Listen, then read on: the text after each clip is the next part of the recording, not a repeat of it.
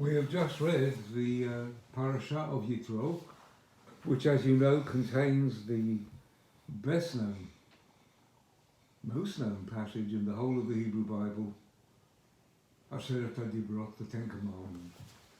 Although these were communicated originally to Israel, the Jewish people, they were intended as a ground plan for the whole of human society. However, this year it occurred to me that there's a commandment missing. Missing commandment? Yeah. Which one? Well, before I give that answer, let me just fill in a bit of background.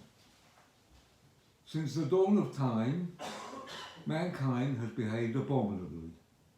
They have committed every atrocity, every immoral act, every act of cruelty. So eventually God had enough. He brought the flood, he washed mankind away and started again. But unfortunately, things did not turn out to be perfect. And down to the present day, even as I'm sitting here speaking to you, somewhere in the world, everywhere in the world, some cruel creature is inflicting unimaginable torture and pain upon a fellow human being. It's an abomination. And therefore it occurred to me that there is a commandment that should have been included in the Ten Commandments. Simple statement, Lo ta'aseh to'eva. You shall not commit abominable acts.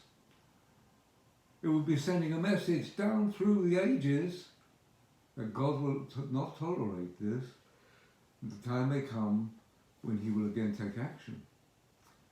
But that would make 11.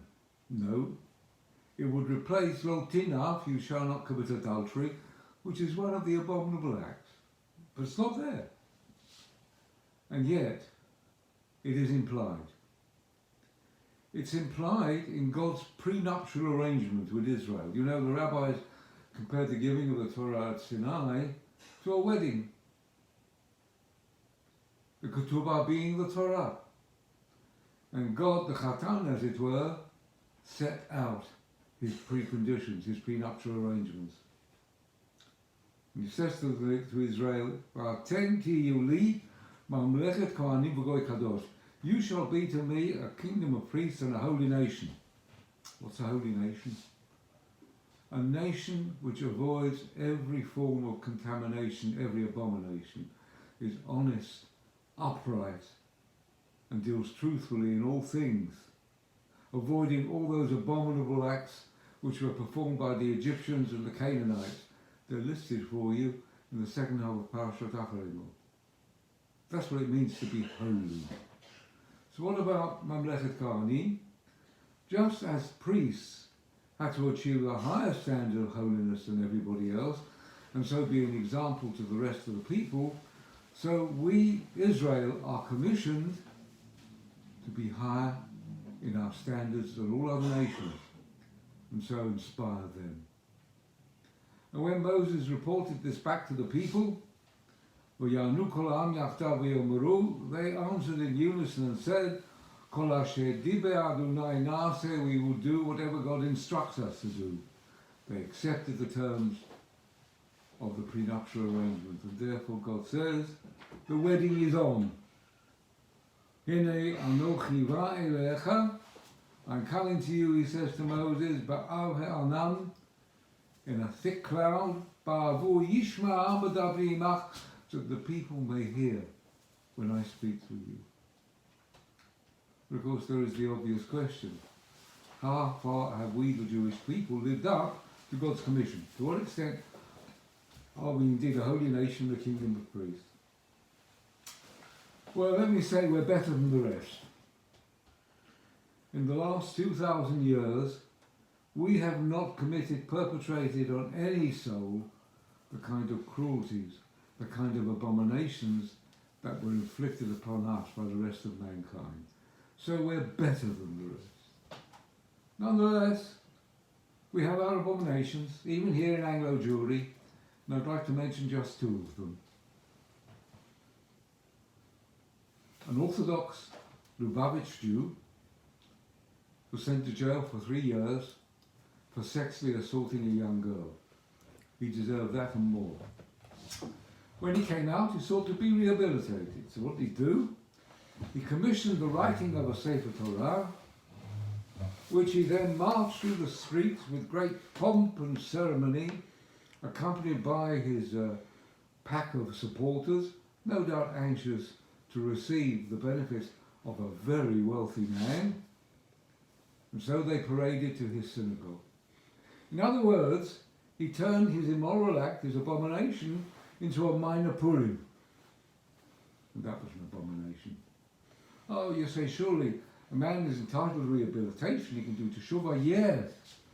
But what he should have done was commissioned the Sefer Torah, took it quietly by himself to his synagogue one evening, left it there, and stood before God and said, I have sinned.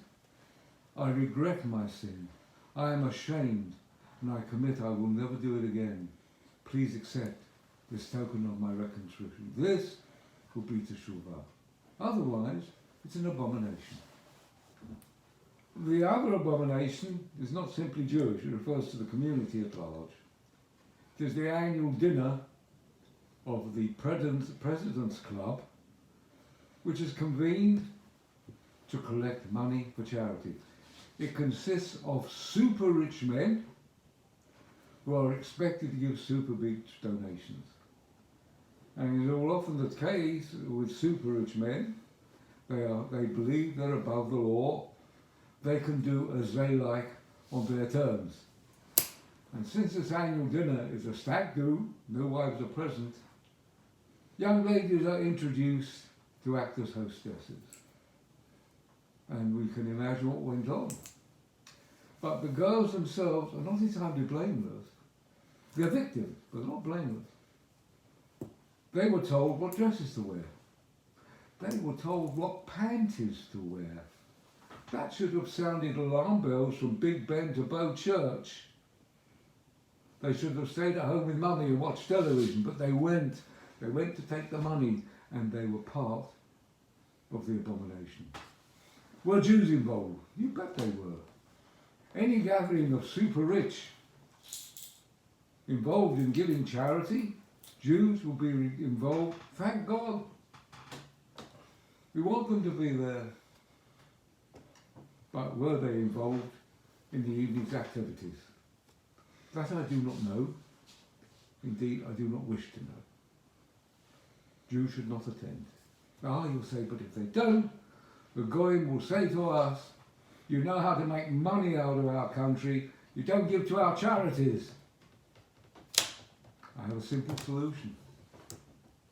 A Jew, receiving his invitation, should write to the president of the club, and say, dear sir, I enclose herewith the donation I would have given on the evening.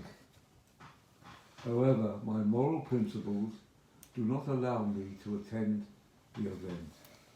Yours sincerely. This will be the conduct for a member of a holy nation, the kingdom of priests. We set the rest an example of how to behave.